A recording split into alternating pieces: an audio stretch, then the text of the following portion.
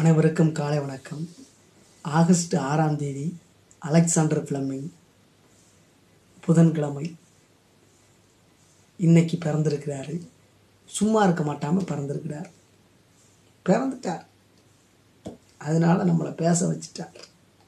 அது மாதிரி நம்மளும் பேசப்படணும்.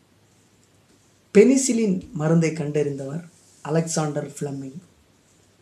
மருத்துவத்துறையில் மகத்தான புரட்சியை ஏற்படுத்திய பெனிசிலின் என்னும் அற்புத மருந்தை கண்டறிந்து மனித குலத்துக்கு ஈடு இணையற்ற பங்களிப்பை வழங்கிய அலெக்சாண்டர் ஃப்ளெமிங். இவர் ஸ்காட்லாந்து நாட்டில் லாக்ஃபீல்டு ஃபார்ம் என்ற இடத்தில் 1881 காங்கிரஸ் தொடங்குறதுக்கு 4 வருஷத்துக்கு முன்னாடி பிறந்திருக்கிறார். தந்தை ஒரு விவசாயி. காங்கிரஸ் கட்சி. 8 குழந்தைகளில் இவர் கடைக்குட்டி. சிறு வயதிலேயே தந்தையை இழந்தார். அண்ணன்களின் ஆதரவுடன் வளர்ந்த இவர் பள்ளி படிப்புக்கு பின் லண்டனில் தொழிற்கல்வி பயிற்சி பள்ளியில் சேர்க்கப்பட்டார். அறிவியலில் ஈடுபாடு கொண்டிருந்ததால் படிப்பை பாதியிலேயே நிறுத்திவிட்டு கப்பல் நிறுவனம் ஒன்றில் வேலைக்கு சேர்ந்தார். நாடகம், விளையாட்டு, ஓவியக்கலை ஆகியவற்றில் திறனும் ஆர்வமும் கொண்டிருந்தார். 20 வயதில் மருத்துவக் கல்லூரியில் சேர்ந்தார். நோய் தடுப்பு ஆராய்ச்சிகளில் ஈடுபட்டு வந்த பேராசிரியர் ஆம்ரைட் டே போலவே தானும் ஆராய்ச்சியில் ஈடுபட வேண்டும் என ஆசைப்பட்டார். ஆராய்ச்சியில் ஈடுபட்டால் மருத்துவ தொழில் செய்ய முடியாது, தொழில் செய்து பணம் சம்பாதிக்க முடியாது. ஆனால் அலெக்சாண்டரின் மனம் ஆராய்ச்சியையே நாடியது.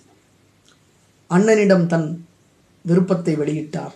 குடும்பத்துக்கு வருமானம் கிடைக்காது என்றாலும் ஆராய்ச்சி வெற்றி பெற்றால் அது மனித குலத்துக்கு பயன்படும் என்ற உயர்ந்த எண்ணத்துடன் ஆராய்ச்சிக்கு அண்ணன் அனுமதி அளித்தார். மருத்துவ படிப்பை முடித்தவுடன் ஆம்ரைட்டிடம் உதவியாளராக சேர்ந்தார். ஆம்ரைட்டின் குழு டைபாய்டு நோய் தடுப்பூசியை கண்டறிந்தது. 1928 லண்டன் பல்கலைக்கழகத்தில் நுண் உயிரியல் பேராசிரியராக நியமிக்கப்பட்டார். மைக்ரோபாலஜி. கிருமிகள் உடலில் வளர்வதற்கான காரணங்களை ஆராய தொடங்கினார். ஒரு முறை ஜலதோஷம் பிடித்திருந்த தனது மூக்கிலிருந்து ஒழுகிய நீரை எடுத்து ஆராய்ந்த பொழுது அதில் நோய் கிருமிகள் இருப்பது தெரிய வந்தது.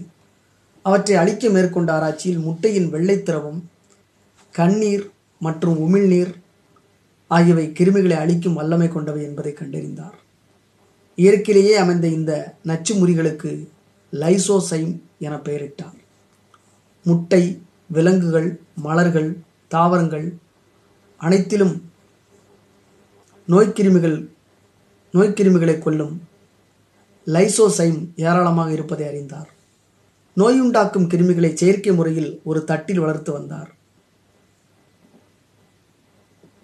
அவற்றில் திடீரென்று நீல நிறத்தில் பூஞ்சை தொகுதிகள் பூத்திருப்பதையும் அதை சுற்றியிருந்த பல கிருமிகள் இறந்திருப்பதையும் பல கிருமிகள் தூர விலகி இருப்பதையும் கண்டார். உற்சாகத்துடன் தொடர்ந்து இரவும் பகலும் ஆராய்ச்சி மேற்கொண்டார். இவை லைசோசோம்களை விட பன்மடங்கு ஆற்றல் கொண்டிருந்ததை கண்டறிந்தார். அந்த பூஞ்சையிலிருந்து பாக்டீரியா தாக்குதலுக்கு எதிரான ஆன்டிபயாட்டிக் மருந்தை கண்டறிந்தார். அவை பெனிசிலியம் நொட்டேட்டம் வகையைச் சேர்ந்தவை என்பதால் அந்த மருந்துக்கு பென்சிலின் என பெயரிட்டார். பென்சிலியம் நொட்டேட்டம் ஒரு பூஞ்சை தான். இவை நோய்க்கிருமிகளை கொன்றதோடு அவற்றின் வளர்ச்சியையும் தடுத்தன. எல்லா விதமான நோய்க்கிருமிகளையும் வெற்றி கொள்ளும் ஆற்றல் பென்சிலினுக்கு இருந்ததால் பல்வேறு வகையான காயங்கள், புண்கள், நோய்கள் குணப்படுத்தப்பட்டன. உலகம் முழுவதும் இவரது புகழ் பரவியது. 1945ஆம் ஆண்டில் Alexander Fleming, Howard Florey, Ernst Chain ஆகிய மூவருக்கும் மருத்துவம் அல்லது உடல் இயங்கியல் பிசியாலஜிக்கான நோபல் பரிசு வழங்கப்பட்டது. 1944இல் சர்பட்டம் வழங்கப்பட்டது. பல கோடி உயிர்களை காப்பாற்றியவரும் அருமருந்தை கண்டறிந்தவருமான இவர் 1955ஆம் ஆண்டு 73 வயதில் நம்மளை விட்டு நீங்கினார், மறைந்தார், காலமானார். நன்றி, வணக்கம்.